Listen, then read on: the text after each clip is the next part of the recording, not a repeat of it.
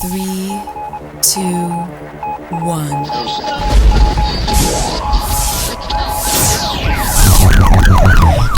We'd like to welcome you to another edition of GrokTALK, brought to you by New Hampshire's leading conservative blog site, GrokTALK.com. We are your feared, extremist, right-wing, hard-charging, gun-toting, opinionated, outspoken, rabble-rousing, letter-writing, radio microphone stomping conservatives and rational libertarians. So get ready for more news and opinion you could only get from GrokTALK.com. GrokTALk. Alrighty, thanks to Andrew Hemingway for taking a little time to talk to us this morning about the goings-on in the state. Of course, we're here at CNHT in studios. It's about 40 or 50 degrees warmer than it was last week when we were on the air, so we'd like to thank the inventor of indoors very much for this opportunity to be here. And of course, Ed Nail's with us, chairman of the Coalition of New Hampshire Taxpayers, and we have some great news. It's been all over the internet and social media this week because it's a glorious day. There was cheers and parades, and, well, I don't know about parades, but something wonderful happened. We are in the high clover this week. But there was a pup walk.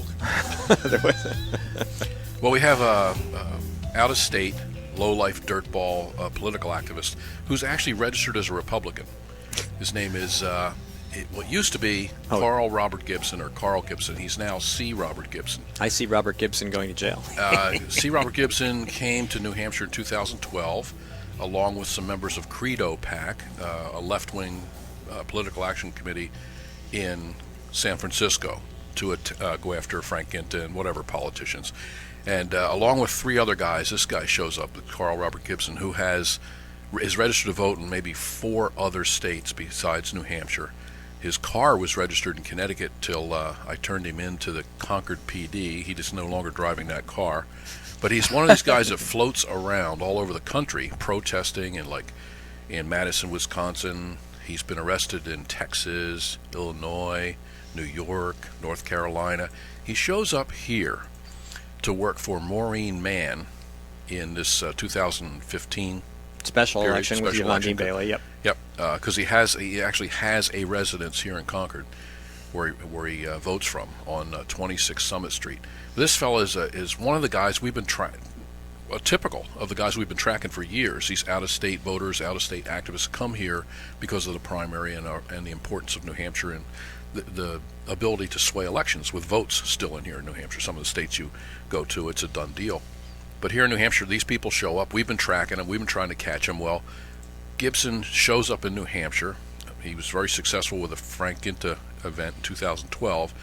He's back here helping this Maureen Mann for a House seat, and decides to contact the news media and say he's the young lady who's running for this open House seat in a special election, and say that she's going to drop out of the race to concentrate on her college studies.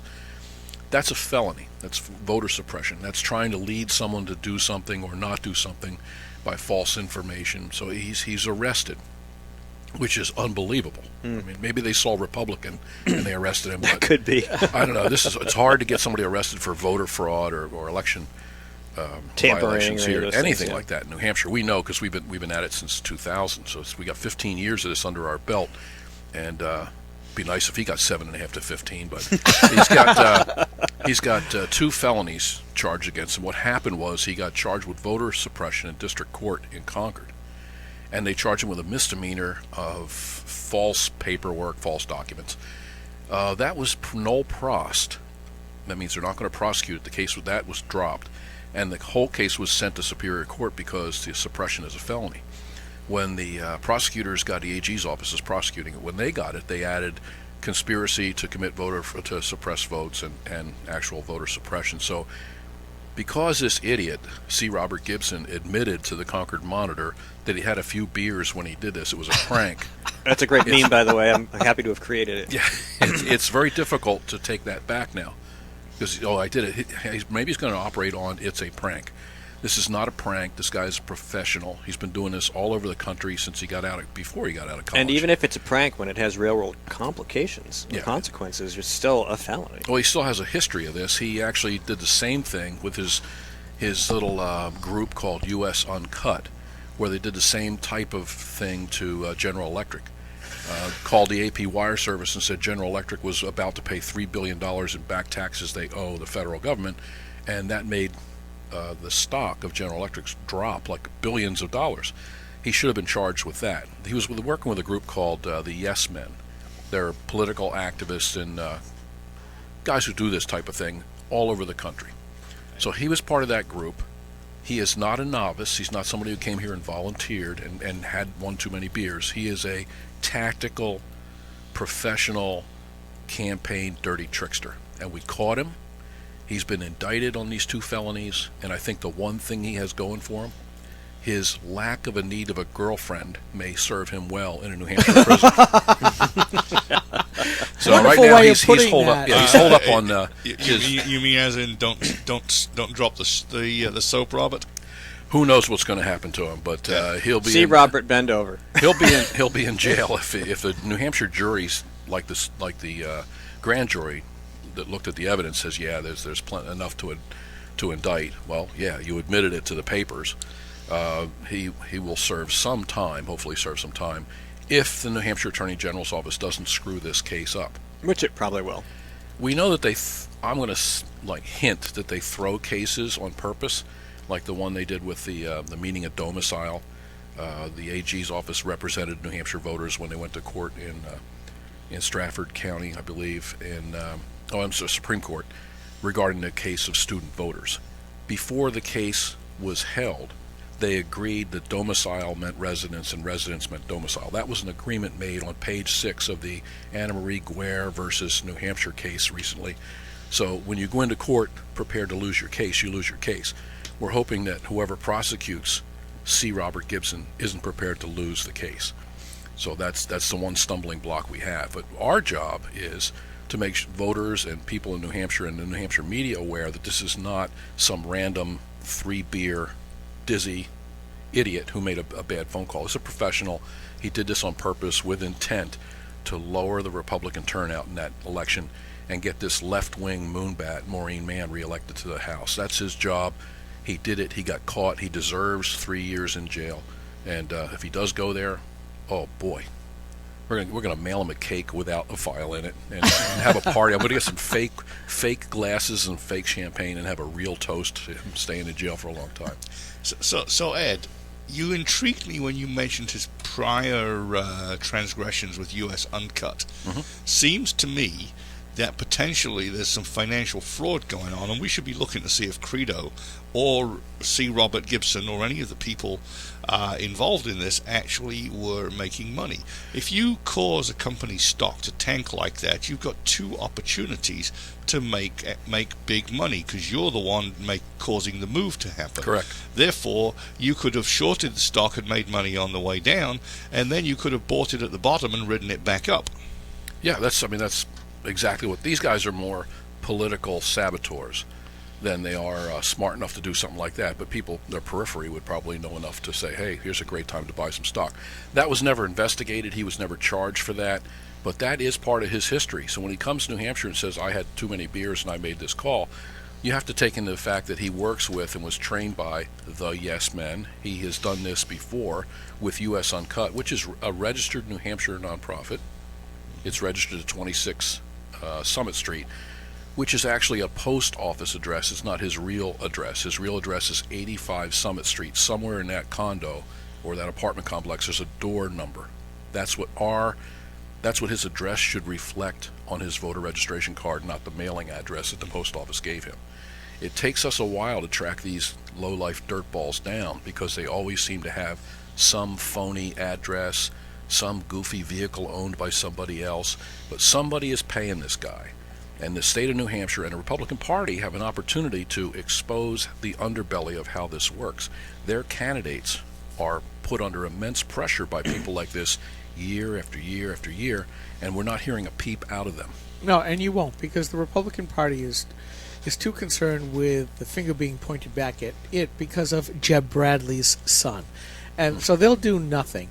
Besides, it seems that Jennifer Horn, the chair of the NHGOP, is too convinced that she has to take on young conservative Republicans, as we just talked about with Andrew Hemingway, So, if they want to drive the conservatives out of the party, let them, because there's always that phrase, we may not win, but you will certainly lose. Yeah, the sad part is a lot of political activists that get jobs working on campaigns get paid either way. That's the sad part of this, that the people that jump on campaigns, there's a lot of candidates in New Hampshire right now, and they're looking to hire people to help them out. Except for Jeb Bush. Yeah. Jeb's had a little problem, I guess, with some staff. It's always best to cut it back. But it's from a position of strength, he said. Yeah, it's one of those squirrely things that happens. But anyway, C. Robert Gibson, and I'm now using C. Robert Gibson. Exhibit A, squirrely thing. I'm using C. Robert Gibson from now on when I describe him. It used to be Carl Robert Gibson, and C. Robert Gibson is going to be the source of so many jokes. C. Robert Gibson Ben, C. Robert Gibson Pick Run. up the soap. Yeah. Well, C. Robert Gibson writes for Al Jazeera. He writes for a bunch of different websites, and he popped out an article the other day on October 22nd. I actually made a comment in it. It took my comment. Like, why don't you write about voter fraud in New Hampshire? Voter suppression. So I'm going to be doing a lot more of that. I've had to bite my tongue. He could be working for Alcoholics Anonymous. After 3 beers, don't call the Concord Monitor and tell him that you're a 19-year-old girl dropping out of an election. The sad part is he's not a very bright guy. I mean, he went to Moorhead College in Kentucky, so I thought he had 2 brain cells to rub together. But I've met him. I've talked to him. We haven't talked about this yet, but we did talk about the time I went to district court and sat down next to a guy I thought was an attorney. Carl sat in between me and him and unknowingly discussed his case with his attorney, with me sitting within 10 inches of him. So there was another meeting between Carl and I. On his arraignment, I went in, and it was some sort of scheduling here or something in August. I went down to district court, and he was sitting there already waiting for me when I went in. So I didn't know if he knew me or not. So I walked right past him and sat down. He came back and put his arm on my shoulder and said, there's a Buddhist chant. This is how weird this guy is. There's a Buddhist chant you can chant to release your inner demons. And I said, yeah, Carl, I am who you think I am. And he goes, humna, himna, humna. You can't make this stuff up. Humna, himna, humna. I said, yeah, is that the same chant, Carl, that you used when you were calling Yvonne Dean Bailey's, pretending to be her? Humna, himna. I said, Carl, how'd you get here? I said, you don't have a car anymore. Did you walk here? Humna, himna, hum. And he asked me, do you consider yourself a religious person, Ed? I said, no, I consider myself a stalker. He's sitting here with his arm around. I said, and you're it. So he's chatting more about this Buddhist chant that would give me inner peace. And I said, I don't really need inner peace. I just need to know how you got here. What are you going to do when you go to jail? Stuff like that. And I said, oh, by the way, they called your courtroom, and we're still sitting here. You're supposed to be in your courtroom right now, so everybody else is. And he jumps up, and so we walk together down towards courtroom 1. And I said, you have one thing. I want to give you a parting shot here, Carl. You have one thing going for you. The guy prosecuting you is a moron. So, good luck. And I said, we'll see you at the next event. All right, we're going to take a quick break. When we come back, maybe we can find out some progress on any of the other states that might have something to say about Mr. Gibson. We will check into that in a minute. I'm Steve McDonald here with Ed Nail, Mike Rogers, Skip Murphy. This is GrokTALK. We'll be right back. GrokTALK comes to you live almost every Saturday morning from 9 to 11 a.m. Eastern Time on New Hampshire's leading conservative blog site, GraniteGrok.com. You can also listen live at Spreaker.com. If you missed a live show, catch up with the podcast at GraniteGrok.com, Spreaker.com, on Stitcher Radio, at iTunes, TuneIn, or iHeartRadio, and now on The Rock, New Hampshire's Christian radio station, TheRockNHCR.com. GrokTALK is a mobile-ready broadcast, so you can listen anywhere, anytime on your PC, laptop, tablet, or smartphone. GrokTALK.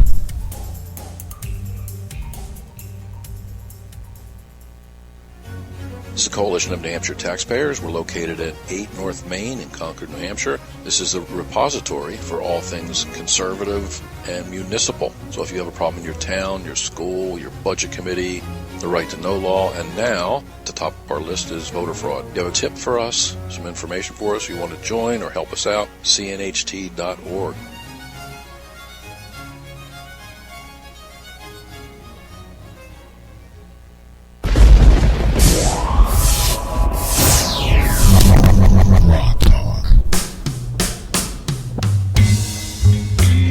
This is GrokTALK coming to you live from CNHT Studios in beautiful and somewhat chilly Concord, New Hampshire. We'd like to remind you, if you missed this or a past program, you can listen on Spreaker, Stitcher, iTunes, TuneIn, iHeartRadio, GraniteGrok.com, Ustream, YouTube, and The Rock, NHCR.com. So we're here with Ed Nail, talking about C. Robert Gibson. And in the process leading up to the grand jury indictment of Mr. Gibson, Mr. Nail had been engaging in some other activities with other states where, of course, he has been registered or had a car or Had a car. Had a car. Yeah, we when we first found C. Robert Gibson, he was living at 85 Center Street. He has a parking place at the end of the parking lot. And his original car was a black Honda with 969 ZTG license plates, which were 2 years expired. So he's a registered voter here in New Hampshire. He's registered in Kentucky. He's registered in Connecticut. I think he's registered in Texas. Texas won't tell me. And Wisconsin, Connecticut, and New Hampshire. So he's registered in all these different places. And he has his car registered in Connecticut. So I contact Connecticut, and they said, oh, he hasn't been a resident here for at least 2 years because he's not even on the list of people who own cars here anymore. So I went down to the Concord PD, and I talked to an officer down there. He was furious about that. And within a day or two, I didn't see the car anymore. So I stalk Carl. I drive past his house every time I get to Concord. I go in and center to Merrimack Street and swing by Summit Street and head off. Maybe he'll be there sometime. Maybe I'll deliver flowers. I don't know. But anyway, that car's gone. There's another car there now with some goofy license plate on one of those vanity plates. So that's what's going on. So when you have this situation when they're registered in multiple states, there's your opportunity. Maybe other states will prosecute voter fraud. So I contact Kentucky, and I got a hold of someone from the AG's office there named Scott, J. Scott. He wasn't happy about the situation. He says, we'll prosecute him. So they send me his voter history. Well, he's been registered in Kentucky since 2007 till recently, when we had him removed, in Hardin County. And he's updated his residence over and over and over again, but never voted. So J. Scott said, well, I'll take it to my boss. And they said, we're not going to prosecute because he didn't actually vote here. We don't have a strong enough case. But I will contact the other states involved and let them know what we're doing. And he goes, I have a call into a guy named Steve Labonte in your state. I said, well, he won't be able to call you back today because he's in court with Carl. I just left there where Carl had his arm around me. It's a small world, isn't it? So I contact Wisconsin. Now, before I did that, he's out of Madison. He has an address at 244 Lakeland Place in Madison, Wisconsin. That's his apartment. It's a condo. 30 or 40 other people live there. They're all political activists. It's a left-wing condo. Vegan, moonbat condo. So are you saying that some philanthropic left-wing organization maintains this entire condo building for the purposes of supporting left-wing moonbats in their activities? They all worked for left-wing organizations, so in a sense... It's a moonbat house. It is a moonbat house. So anyway, he has an address there. So I should call it the Belfry. Rather than contact Madison, and their AG could be very well like ours, doesn't want to prosecute Democrats. So I've been working around the angles on that, and I've been getting information from taxpayers groups, and I got a blogger there that's pretty well known, and he's interested. I sent him this stuff. He goes, he loves the indictment. I started sending him stuff months ago. So Monday, C. Robert Gibson will start getting some press in Wisconsin, and we'll see if we can't get him bagged there. Here's what he did. He registered here at the general election in November of 2012. He signed a document, and he registered the same day. So that means he signed a document that said, I hereby understand under penalty of perjury that I am registering my domicile as New Hampshire, and I am not going to vote in any other state's election, state or federal election, and I am not registered in any other state. That's basically what that says. So he signs his name, penalty of perjury, $2,000 fine, a year in jail. He signs that, he becomes a New Hampshire registered voter. That's in 2012. 2013, on August 8th, I think it was, he gets arrested for chaining himself to the Madison, state office, the Capitol building steps or some damn thing.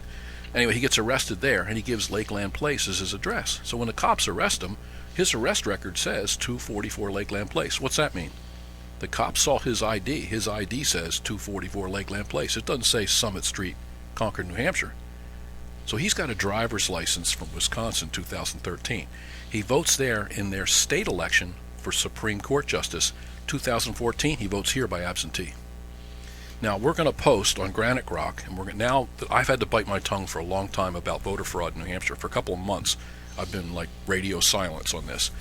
We have a lot of irons in the fire. I got another guy we're waiting on. He's registered in 2 other states we know of and actively voting there. in both those other states. Yeah, both the other states. And one state, I've already talked to 5 different people from his county there, and we're working with them. I don't think he knows it, and they're not very happy about it, that he's registered here, registered in other states and voting other states. We're waiting for him sometime, maybe second week in November, we'll release that one. I just got some information on a town clerk working with a university to trade names in dorms so they can register people. I don't think that's legal. I don't think in a college town, huh? Here in New Hampshire? Yep. So I have the oh boy. I have that evidence. Can you smell the sea from there? The more press you get for uncovering voter fraud, the more tips come to you. Yeah. So now I can go through a lot of stuff I collected in 2012, 2014. I can use those names. People have been waiting. Like I saw someone do this or that. Well, we don't get them this time. We get them next time. This time when you go into to vote, you bring a camera with you. You bring people for witnesses, things like that. So a lot of the work that we put into this will have some payoff, like Carl Robert Gibson. I can unload now to these other outfits like Kentucky. We're going to try Texas on. I got some help. We're going to discover whether or not he has a voting history in Texas as well. Sometimes when I contact these states, they don't want to give you information because I don't have a badge, But I have someone who has kind of a badge who's looking into this in Texas. So I'd like to add his voting history in Texas. The more you add this together, the more pieces of the puzzle you have, and they just can't defend themselves after a while. So it'd be nice if the New Hampshire Attorney General would use the information that we gather over the internet, which he could get easily when they prosecute these people. Because I would not like to see Robert Gibson prosecuted just for drinking a couple beers and making a stupid phone call. I want to see him prosecuted with the jury knowing exactly what he is, and set it up so people here, the activists that are here now working on campaigns, like this other guy we caught and haven't released his name yet, that they know ahead of time that we're stalking them, we're going to catch them, and we're going to make them pay in their other state. So right now I know for a fact that college students are being registered, and they're being told how to register all over the state. This is going to go on now. I know one specific case because I have the documentation on it, that they're working on these colleges to get them registered now, way ahead of time, so we don't have the big long lines and they're not as visible. So if you're a listener and you're in a college town, almost any town, keep checking up on who's registering to vote now, and you see if there's clusters of people registering, because that's the process. They're going to quietly get as many people registered as possible, let them vote, and they're gone. Remember, in 2012, I think there's still 2,000 people unaccounted for from that, and I don't know how many from 2014. Registered voters who came in without any ID were allowed to vote and left, and when they were contacted by the Attorney General's office, per New Hampshire state law, no response, no one at that address, no such address. So we have about 2,000 of those people uninvestigated. Now, I would be glad to investigate them if I could get that list of names from the Secretary of State or the AG. I don't think that's forthcoming, so we have to find them as we can. And this is also an opportunity for legislators to glaringly see how to change our laws to prevent this from happening again. Step number 1, never have another Democrat governor who vetoes clean election laws. Well, what about the judgeships, though? Because that's really where a lot of the problems have been. Yeah, I was hoping on with the Supreme Court case where the AG, where this Labonte went in and defended, the voters against college student voters. I thought we would get an opportunity to see a case, but when it was all pre-decided, once he agreed that domicile meant residence and residence meant domicile, you get multiple domiciles but only one residence. I mean, when you agree to that ahead of time, you've lost your case. So the Supreme Court wasn't put in the ugly position of having to say, yeah, our Constitution says domicile. Domicile means your one legal address to the exclusion of all others. They never had to make that decision, so that decision is still up in the air. So if anything happens and we get an opportunity to go back to court, we have to lean on judges to make real decisions, not these phony, like Claremont. Cherish means to pay for with an income tax to them. So this is happening. Once you let this stuff happen, it snowballs and keeps going. Now it's affecting everybody because everybody votes and has the opportunity to vote. This sounds like, no wonder you're a registered Democrat, Ed. This is using the Liberals' own tactics against them. Slowly catchy monkey, a little bit at a time in the courts, and make them feel the pressure. You never let them know how many of them you are, how much you know, or that it will ever end. Of course, that's the key. Of course, it will never end. So that we're using Saul Alinsky's rules against them, basically. Yep. I mean, I rewrote Absolutely. them 15 years ago. I rewrote those when we started doing taxpayer groups. Say, here's what we take those rules for radicals, and we draft them for taxpayers, and that's how we go after these people. And the left hates it. They hate it, and there's really nothing they can do about it. And I know they're being told to watch out for me specifically. My name's been used, so I know that I have that coming back to me. So that's a good feeling. A badge of honor. Yeah, it's a small badge of honor, but it's a badge we'll gladly wear. The other thing we want to do is, out in the office, we have posters and things of some of our victories. We want, if I can't get a three-dimensional, I at least want a picture of Carl Robert Gibson's head up on that wall somewhere. So, or a picture of him in handcuffs. Well, going to jail. I can always send you the picture that I use for the meme without the words. Yeah, he is. Well, I have a video. I started to post. So you get to see him in action in 2012. He's leading 50 protesters, probably 8 or 10 of them, down in Manchester against Frank Ginta, and you get to see what a blithering idiot he is. There has to be a way with modern video and gaming software to create a three-dimensional avatar of C. Robert Gibson from pictures and videos that we have of him. Yeah, we'll put together it. You know what you want to make it of? It's putty. I've met him, so he's basically putty, and he'll be fabulous in jail. One time we had a child molester in my town, and another guy, Garrick Pelletier, has passed away. He and I pursued this guy. I mean, went after him, went to all his hearings and stuff, and sat in the front row in the Supreme Court. He wanted to withdraw his guilty plea 2 years later after he'd served 2 years in a special part of the prison. Garrick and I are sitting in the front row of the Supreme Court going, like, just shaking our heads. And his lawyer said, "Your Honors, look at him. He won't survive in general population." Well, that's the way Carl Gibson is. He's not cut out for doing push-ups in jail. He'll be a different man if he comes out of jail. A different man. And he will be. And right now, I believe he is here also to help Bernie Sanders. He writes about Bernie Sanders all the time. Well, guess what, Carl? No opportunity to do that. No, he can definitely recruit campaign help from prison. He's writing. Yeah, from prison. Yeah, handwriting with a pencil. Never do pencil. He'll find a way to vote. Yeah, that's good though. Hey, we're making one step forward. The trick is to take media like we have and drive the regular media to accept it. The Concord Monitor's pretending he was a drunken volunteer from who knows where. The other paper in Manchester, really not much about that. They report what's happening. We have an opportunity to really drive this story because we know so much about it, and we've got all the other guys in line. So there's going to be other names released, and we're going to have more of these idiots come in from out of state not knowing that they're in trouble and that we have a process set up to catch them. So it's just fun to see somebody, that sad little face in the papers. You got about 40 seconds. How do people help you out, reach you, contact you? Well, check cnht.org. You can make a donation through PayPal to our website. And I'm going to try and have CNHT's website document-laden. You can go there for the documents, download. Like I pulled the 12 pages from his criminal jacket down in Superior Court. I'll put that in there. I darkened them up so we can post those. Websites, all the information on Carl. And maybe tip off some of these other guys that this is what's going to happen. So our different websites will be, you guys have stories, and we have the radio and stuff. Rich Gerard does things, and Nashua Patch has actually picked up on this. So if you want to help us out, cnht.org. Review what we have. There's some pictures of some other voter fraudsters, and if they weren't, their lawyer could contact us and have their pictures removed. But so far, no one has. All right, we're out of here. We'll be right back. End of the program, not at the end of the end of the hour, and a little break, and we'll be right back after that. From the CNHT studios in Concord, New Hampshire, just a few blocks from the New Hampshire State House, this is GrokTALK.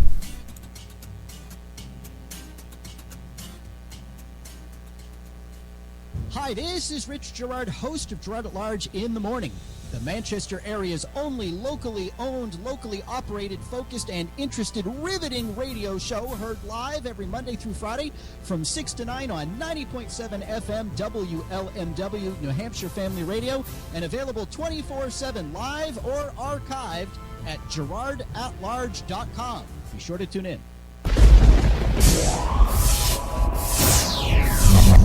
Rock Talk.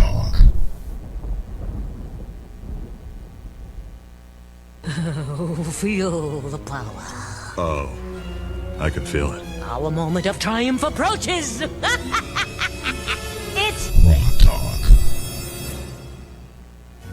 This is a coalition of New Hampshire taxpayers. We're located at 8 North Main in Concord, New Hampshire. This is a repository for all things conservative and municipal. So if you have a problem in your town, your school, your budget committee, the right to know law, and now the top of our list is voter fraud. You have a tip for us, some information for us, you want to join or help us out, cnht.org.